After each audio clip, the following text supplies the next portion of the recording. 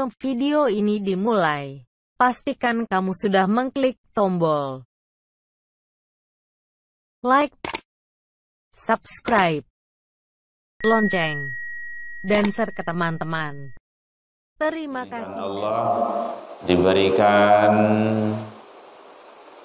taufik dan hidayahnya, diberikan kesehatan zahir dan batin. Mudah-mudahan kita selalu istiqomah di atas ketaatan kepada Allah Subhanahu wa taala. Shalawat dan salam kepada Nabi besar Muhammad sallallahu alaihi wasallam. Allahumma salli ala Muhammad wa ala ali Muhammad. Bapak Ibu pengurus Masjid Ahlus Sunnah yang sama kita hormati, Bapak Ibu jamaah kaum muslimin hadirin rahimakumullah. Sekarang kita sudah berada di awal bulan Rajab. Mudah-mudahan Allah izinkan sampai kepada bulan Sya'ban dan menikmati dan menuai pahala di bulan Ramadan hendaknya. Amin ya rabbal alamin. Lebih baik dari 1000 bulan, kan gitu. Bapak Ibu hadirin kaum muslimin rahimakumullah. Alhamdulillah kita diizinkan Allah mudah-mudahan berumur panjang dan kita selalu diberikan keistiqomahan hati dalam menjalankan ketaatan. Kadang umur awak lai panjang istiqomah susah. Umur lai panjang badan sehat tapi ibadah malih. Jadi mudah-mudahan 4 hidayah yang jangan sampai kita ingkari nikmat yang telah Allah berikan kepada kita. Kalau kita selalu mensyukuri, maka nikmat-nikmat Allah akan selalu bertambah. La in syakartum la azidannakum. Jika engkau bersyukur, kata Allah, aku akan tambah nikmat tersebut. Bapak Ibu hadirin kaum muslimin rahimakumullah. Tadi doa di dalam imam kita sudah dibacakan. Mudah-mudahan bulan Rajab ini membawa keberkahan bagi kita. Nanti di bulan Sya'ban dan juga semoga Allah menyampaikan kita kepada bulan Ramadan yang penuh keberkahan. Bapak Ibu hadirin kaum muslimin rahimakumullah. Di dalam banyak kitab dijelaskan rahasia yang terkandung di bulan Rajab ini. Ini bahagian dari kajian tauhid kita. Ada beberapa hal yang terkandung yang besar nilainya. Kenapa Allah memberikan kepada hambanya dan Rasul selalu berharap keberkahan-keberkahan dari Allah Subhanahu wa taala. Yang pertama sekali, bulan Rajab itu adalah bulan yang sangat mulia. Maka salah satu dari 4 bulan disebut dengan bulan haram. Bukan bulan Muharram, tapi bulan haram. Bulan suci, bulan mulia. Dan itu dijelaskan di dalam Al-Quran dan di dalam hadis oleh baginda Rasul. Kalau dalam Al-Quran itu dijelaskan oleh Allah Subhanahu wa taala, syukran, yaitunya inna indatasyuhri indallah ithna asyara. Sesungguhnya bilangan bulan di sisi Allah itu ada 12. Ada 2 le samuju yang biasa kita pakai. fi kitabillah yauma khalaqas samawati wal ard. Tak kala Allah menciptakan langit dan bumi telah ditetapkan dalam ketentuan Allah. Jadi Ithna asyara syahran, 12 bulan. Minha arba'atun hurum. Di antara yang 12 itu ada arba'atun hurum, 4 bulan haram. Nah, ini bukan bulan Muharram, itu bulan haram. Dzalika dinul qayyim. Itulah atau demikianlah ketetapan Allah dalam agama yang lurus. Ini dalam Al-Quran surah At-Taubah ayat yang ke-36. Jadi 4 bulan haram. Apa saja 4 bulan haram itu dalam ayat ini tidak dijelaskan. Dijelaskan di dalam hadis oleh baginda Rasul. Nah, apa saja di dalam hadis itu? Hadis dari Abu Bakrah an Abi Bakrah radhiyallahu anhu qala Rasulullah sallallahu alaihi wasallam az-zamanun qad istara ka hayatihi yauma khalaqas samawati wal ard. Sesungguhnya zaman itu berputar. Sebagaimana ketika Allah menciptakan langit dan bumi, kata Rasul, as-sanatu na'asyara syahran. Di antaranya ada 4 bulan haram, minha arba'atun hurum. Jadi di antara yang 12 itu ada 4 bulan haram. Salasatun mutawalliyah. 3 di antara yang 4 itu berurutan. Mana saja yang berurutan itu? Zulqaidah, Zulhijjah, wal Muharram. Kita udah hafal tuh kan? Zulqaidah, Zulhijjah, wal Muharram. Sementara huwa Rajab, Rajab itu terletak baina antara Jumadil Tsani dan Sya'ban. Nah, ini pertengahan. Jadi ternyata bahwa dijelaskan, ini hadis diriwayatkan oleh Imam Bukhari di dalam kitab beliau dan Imam Muslim. Salah satu bulan Rajab adalah bulan haram, bulan yang mulia atau bulan suci. Ternyata luar biasa keutamaan yang terkandung di dalamnya. Yang kedua, di dalam riwayat dijelaskan bulan Rajab adalah Syahrullah, disebut dengan bulan Allah. Rasul menyatakan Rajab adalah bulan Allah, sementara Sya'ban adalah bulanku, dan Ramadan adalah untuk umatku. Umatku itu maksudnya banyak berlipat ganda amal pahala, fadilah dan keutamaan di bulan Ramadan. Saking hebatnya. Bahkan puasa itu tidak ada balasan kecuali Allah yang Maha Tahu. Sampai-sampai bau mulut orang puasa begitu busuknya itu dibalasi dengan kebaikan oleh Allah. Kan hebat itu. Jadi makanya dari bulan Rajab, Sya'ban itu sudah diperbanyak puasa lagi. Jadi sebenarnya kan ada yang menyatakan Ramadan adalah bulan latihan. Nah, itu sebenarnya kurang pas itu. Latihan itu sebelumnya. Awak besok ke lomba. Jam 9, jam 8, jam 7 baru awak latihan. Kira-kira ba leka manang awak tuh. Tuh.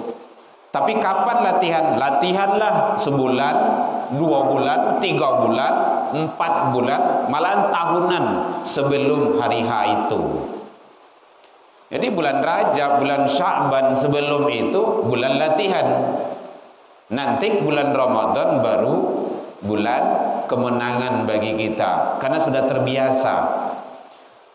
Makanya kalau dianggap sebagai bulan latihan, pertama puasa tuh calik lah tuh, langang sedoa itu.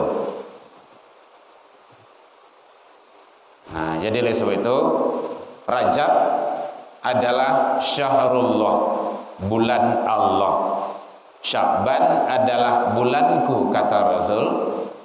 Ramadan adalah bulan umatku. Bapak Ibu hadirin kaum muslimin rahimakumullah. Kemudian yang ketiga dijelaskan dalam riwayat, yaitunya yang sangat hebat dan agung sekali terjadi peristiwa di bulan Rajab itu adalah Isra wal Mi'raj. Ini luar biasa itu. Di luar logika akal pemikiran manusia. Itu ada batasannya itu. Kenapa? Peristiwa yang sangat luar biasa. Ini dijelaskan oleh Allah dalam Al-Quran dari awal muqaddimah tadi kita baca surah Al-Isra, surat yang ke-17 ayat yang pertama. Begitu Allah abadikan di dalam Al-Quran peristiwa agung yang terjadi di bulan Rajab tersebut, yang disebut dengan Isra wal Mi'raj. Dia ada Isra, ada Mi'raj. Itu tidak masuk dengan akal manusia itu. Isra adalah perjalanan darat, masih di alam dunia, alam fisika namanya itu, nampak dewa. Mi'raj itu sudah di luar jangkauan itu. Perjalanan begitu panjang, ditempuh dengan waktu yang sangat singkat sekali. Ada yang menyatakan sepertiga malam, ada yang menyatakan sesaat saja. Dan semua itu kemahabesaran Allah itu. Nah, dilihat di dalam Al-Quran contohkan. Jadi Isra itu perjalanan horizontal, berjalan dunia, mendatar. Ini mengisyaratkan bahwa hubungan sesama manusia, bereskan, perbaiki. Walaupun hebat hubungan awak dengan Allah, kalau sama manusia enggak juga, enggak benar itu. Makanya perjalanan Isra itu adalah perjalanan secara jasadiah, masih di alam yang nampak, dari Masjidil Haram ke Masjidil Aqsa. Kok dari masjid ke masjid? Gitu. Kenapa tidak dari rumah ke masjid, atau dari pasar ke masjid, dari mana kek? Ternyata di dalam rahasia ilmu tauhid, masjid itu adalah tempat suci. Yang melakukan perjalanan di saat itu adalah hamba yang suci, atas izin yang maha suci. Luar biasa itu. Semuanya sudah diatur oleh yang maha kuasa. Jadi perjalanan suci, maka harus dari tempat suci, jangan dari tempat yang tidak suci. Makanya minal Masjidil Haram ilal Masjidil Aqsa, dari Masjidil Haram ke Masjidil Aqsa. Kenapa tidak masjid yang lain? Kok harus masjid itu? Oh, gitu. Itu ada nilai-nilai spiritual tauhid di dalamnya itu. Masjidil Aqsa adalah kiblat yang pertama umat Islam. Masjidil Haram adalah sumber segala-galanya. Bahkan dalam kajian ilmu tauhid Pusatnya dunia itu Masjidil Haram. Ka'bah itu, keseimbangan alam dunia ini terletak di sana. Pusat sentral itu. Kalau diambil dari atas.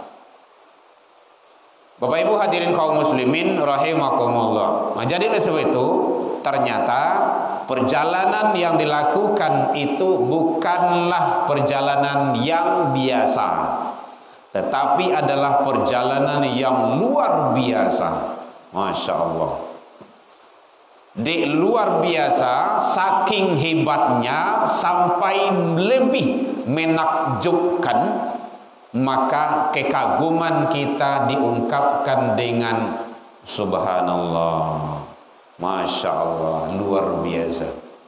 Maka Allah awali dengan kata-kata subhanalladzi, maha suci Allah. Bukan suci itu, maha suci. Berarti kalau maha suci di atas segala-galanya, nggak ada yang menandingi kesucian itu. Berarti perjalanan suci. Nanti nilai spiritualnya sholat itu. Makanya orang sholat tuh jangan dianggap remeh itu. Orang suci. Makanya ada tertulis di masjid-masjid ada batas suci gitu kan. Jangan dibawa kotor ke dalam. Yang penting pahami, manusia itu manusia yang suci. Hakikatnya manusia itu adalah suci. Rasul yang menyatakan seperti itu, bahwa setiap bayi yang lahir dalam keadaan fitrah suci. Bapak Ibu hadirin kaum muslimin rahimakumullah. Jadi manusia lahir dalam keadaan suci, dalam keadaan fitrah. Sementara Allah maha suci. Kalau suci dengan suci kan nyambung dia. Makanya tak kala sebelum manusia itu lahir plus ke dunia ini, masih di alam ruh, Allah nanya kepada manusia, alastu birabbikum. Itu dalam Al-Quran Al-A'raf. Tahukah engkau, apakah engkau mengakui aku ini Tuhanmu, kata Allah. Di awak suci, yang bertanya maha suci, kita jawab, bala syahidna, benar ya Rabb, engkau Tuhan kami. Awak mengaku tuh. Seluruh manusia, sia saja orangnya. Cuma faktor lagi menyebabkan dia lahir dalam kalangan muslim, dari Yahudi, Nasrani, Majusi. Itu faktor lagi itu. Tapi secara konsep, secara fitrah, manusia itu adalah suci. Alhamdulillah kita lahir dari bapak kita muslim, ibu kita muslimah, maka kita jadilah muslim sejati. Kan seperti itu. Ada yang menyatakan muslim turunan. Tapi tidak tertutup kemungkinan bagi manusia-manusia yang lahir di kalangan Yahudi, Nasrani, dan Majusi, dia mencari fitrahnya itu. Maka jadilah dia sebagai seorang yang muslim dan muslimah. Baswawanya mu'allaf. Kan gitu. Jadi oleh sebab itu, Bapak Ibu hadirin kaum muslimin, ternyata perjalanan Isra wal Mi'raj terjadi di bulan Rajab. Peristiwa itu peristiwa yang sangat luar biasa, sangat agung. Bapak Ibu hadirin kaum muslimin rahimakumullah. Jadi perjalanan Isra Mi'raj dari Masjidil Haram ke Masjidil Aqsa itu, sebelum itu banyak peristiwa dan kejadian yang dialami oleh sang baginda Rasul. Nabi itu dioperasi dulu, dibersihkan dulu, dimantapkan iman, mantapkan akidah, kuatkan dan segala macamnya. Islam, iman, ihsan gitu kan. Itu dalam kitab tauhid itu. Jadi perjalanan spiritual, perjalanan rohani. Kemudian ada Mi'raj, ada Isra, ada Mi'raj. Isra itu perjalanan dunia, berbuat baik sesama manusia. Hubungan itu adalah jalurnya horizontal. Kemudian Mi'raj. Mi'raj ini, jangankan Mi'raj, Isra saja dari Masjidil Haram ke Masjidil Aqsa saja, itu sebenarnya di luar jangkauan akal manusia. Tidak mungkin. Kenapa tidak mungkin? Perjalanan normal 40 hari, sebulan lebih dari Mekah ke Palestina itu. Jalan onta. Dulu tidak ada pesawat. Di zaman Nabi, onta yang ada. Untuk berjalan sampai puluh hari baru sampai. Sekarang ditempuh dalam waktu tidak cukup 1 malam. Kan tidak mungkin tuh dong. Maka itu di luar jangkauan akal manusia. Maka Allah beri hidayah manusia itu ada 4. Hidayah yang keempat adalah iman. Naluri, panca indera, akal. Atau di luar akal itu. Iman, agama. Jangan dicara dengan akal, bisa stres. Kok bisa perjalanan malam lagi? Kenapa perjalanan malam? Itu dalam Al-Quran surah Al-Isra itu diuraikan itu. Laila, subhanalladzi asra bi'abdihi laila, malam hari. Kenapa malam? Malam itu perjalanan sulit, kalem, tidak nampak cielaharu, tidak mungkin dilakukan oleh manusia biasa. Siapa yang bisa melakukan itu? Manusia yang luar biasa. Begitu. Kan awalnya gitu tuh, asro. Jadi bahasa di sana adalah Maha Suci Allah yang telah memperjalankan. Sabana dari awal kalimah itu awak sudah paham itu. Bukan berjalan, diperjalankan. Itu beda itu. Tadi yang bawa dari Kuranjai kemari. Ya. Kebetulan tadi ada lengket di helm tu, di kopiah tu samui. Tiba siko molataan nyoturun basobok je samui siko. Assalamualaikum samui ahlus sunnah saja. Waalaikumsalam samui Kuranjai saja kan. Main semua bahasnya. Alhamdulillah baik kan. Betul. Ambo baru tiba. Dari mah? Dari Kuranji. Dari Kuranji. Iya. Tak mungkin tu don. Bahara jauh Kuranji kemari itu bilul samui ke timbun. Tak mungkin. Itu kan di luar akal. Masa tak percaya? Tak percaya doh. Kau buktinya mau sampai siko saja. Ada yang tak percaya, ada yang mengecian mau kapi yang masanya. Ada yang mengecian tak mungkin tu dosanya. Ada yang menerima percaya. Batu karena dia ikut tadi sama Buya Herman Tanjuang saja. Jadi samui bukan berjalan, diperjalankan. Kalau diperjalankan tidak ada yang tidak bisa dong. Bisa. Nabi Muhammad itu bukan berjalan. Asro, diperjalankan Allah. Kalau Allah yang mau, tidak ada yang tidak bisa. Bisa sadolah ya bu ya. Jadi jangan dipikir-pikir dengan otak, dengan akal bisa seteres kita baca roh ya. Gak mungkin itu. Itu baru perjalanan alam dunia baru itu. Ternyata baginda Rasul itu kan punya kendaraan di saat itu namanya burak. Barkun, burak. Hati-hati Bapak Ibu, umat Islam semuanya hati-hati. Sangat hati-hati kita. Kenapa? Orang Yahudi, orang-orang yang ingin menghancurkan Islam sering memplesetkan burak Nabi.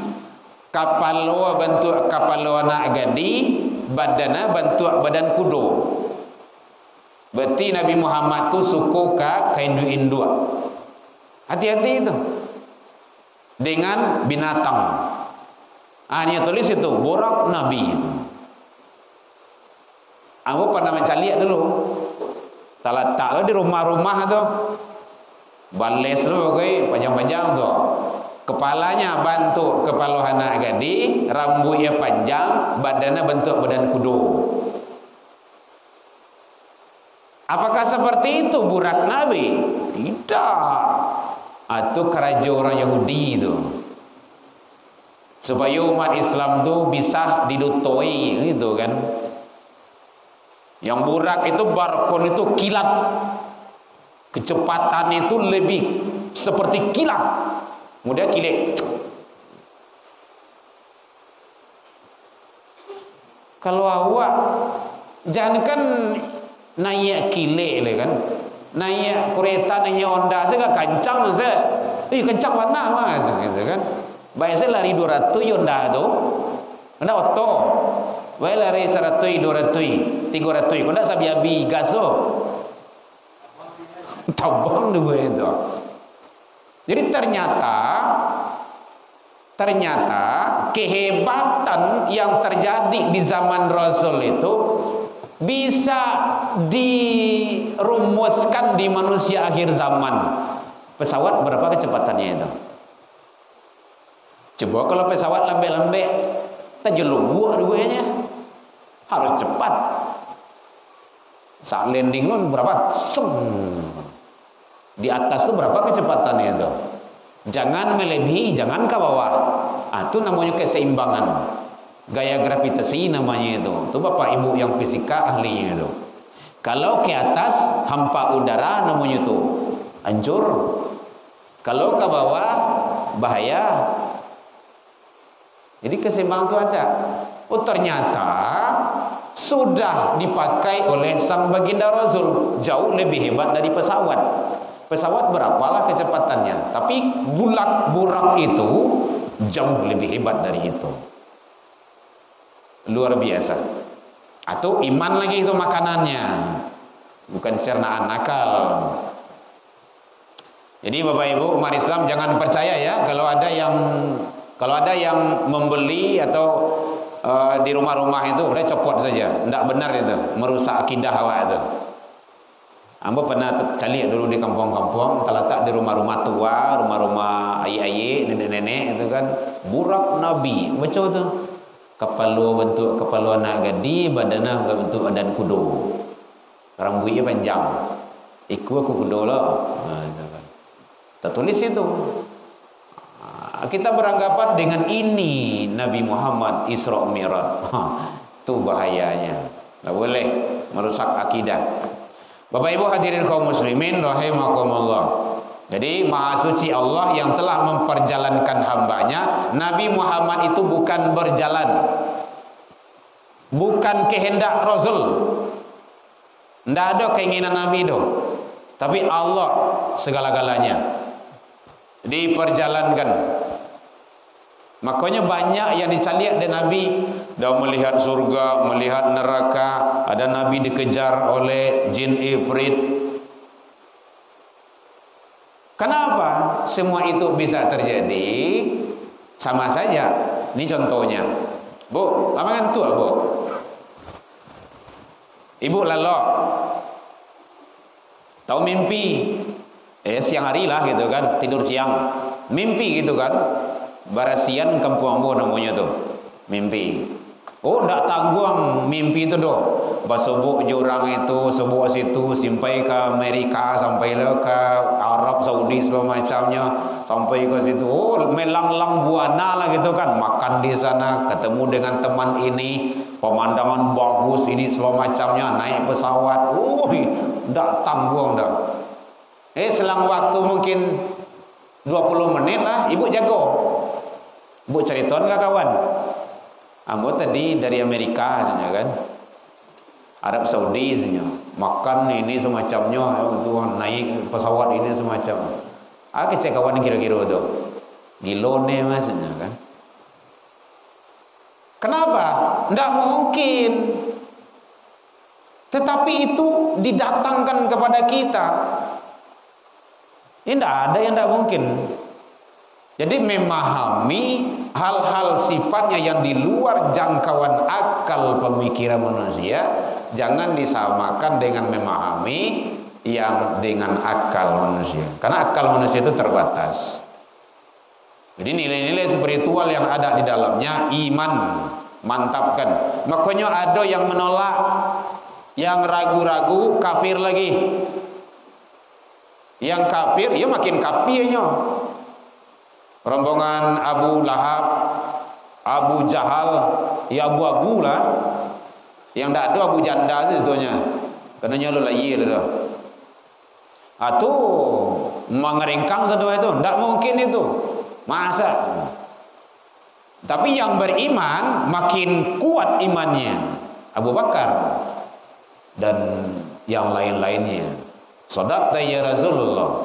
Shadaqta ya Rasulullah. Jadi setiap yang diucapkan oleh baginda Rasul dibenarkan selalu. Jadi ternyata dahsyat dan luar biasa. Itu baru Isra, belum Mi'raj. Mi'raj itu bukan hanya awak, kalau menurut pandangan awak yang langit itu yang ma. Bu, ma, yang langit itu yang ma. Yang ma, yang nampak. Kalau yang nampak rumah. Yang nampak di atas tu. Langit kau tujuan lo. Tu awan yang putih itu baru tu ma. Yang biru tu kabarnya dalam ilmu astronomi malah pantulan cahaya dari lautan ke atas. Mana yang langit hakikatnya? Langit itu tujuh lo. Langit satu, langit dua. Khalaqas sama sama. Jadi Allah menciptakan 7 lapis langit dan bumi. Dia langit itu ada oleh. Nah tu sampai 7 dia langit yang ke-7 Sidratul Muntaha. Ketemu dengan Jibril di sana, dengan yang lain-lainnya. Bahkan ketemu dengan nabi-nabi yang telah dahulu, Nabi Musa, Nabi Nuh. Riwayatkan seperti itu. Di atas Sidratul Muntaha ada pula mustawa, raf-raf, arash. Begitu dahsyatnya, luar biasa. Nah, ini dijelaskan di dalam kitab mengungkap rahasia alam gaib dan alam akhirat sebelum dan sesudahnya. Jadi ternyata Masya Allah, maka subhanallah, luar biasa. Hanya dalam waktu yang sesaat, la yumkin itu, enggak mungkin. Nah, makanya Allah menyatakan di sini bahwa atas semua itu adalah kejadian yang luar biasa. Jadi Maha Suci Allah yang telah memperjalankan hambanya bi'abdihi. Jadi jelas hambanya, siapa hambanya di situ? Muhammad sallallahu alaihi wasallam. Ingat Bapak Ibu, di sini Nabi Muhammad Allah mengakui sebagai hambanya. Allah yang mengakui Nabi Muhammad itu sebagai hamba. Kalau awak yang mengaku sebagai hamba Allah. Hamba Allah 100.000, hamba Allah 50.000, contoh gitu kan. Itu kita yang mengaku. Diakui atau enggak kita kan tidak tahu. Kalau Rasul Nabi Muhammad diakui. Siapa yang akui? Allah. Masya Allah, luar biasa. Makanya manusia yang teruji, yang sudah oke lah gitu kan. Kalau bule lah bisa digolong, picak lah bisa di layangan. Bule indak basandiang, picak dah tentu dah. Nampak kok begitulah. Begitu Rasul itu, akhlak sempurna, ibadah banyak, ujian hebat, di luar segala-galanya itu. Bahkan akhlak Rasul itu Al-Quran. Wa innaka la'ala khuluqin azim. Kalau ingin mencari Al-Quran berjalan, itulah baginda Rasul. Makanya salah besarlah orang-orang kalau yang mempermainkan Al-Quran, mempermainkan baginda Rasul. Kalau orang Islam dia perlu bertanyakan keislaman dan keimanannya itu. Kalau dia mungkin tidak Islam, manusianya dipertanyakan itu. Bahkan Allah yang menyampaikan ke Rasul, aku tidak akan menciptakan langit dan bumi beserta isinya kalaulah bukan karena engkau ya Muhammad. Insyaallah. Baca di dalam kitab Sirul Asrar karangan Syekh Abdul Qadir Jailani. Kitab aslinya warnanya keemas-emasan kulit luarnya itu. Luar biasa. Bahkan Allah menyampaikan, ya Muhammad, nama engkau tidak akan disebut oleh hambaku kalau namaku tidak terbawa, kata Allah. Itulah dalam 2 kalimat syahadat. Masya Allah, luar biasa. Asyhadu alla ilaha illallah wa asyhadu anna Muhammadar Rasulullah. Tidak bisa dipermainkan. Masya Allah. Capek ya rasanya ya.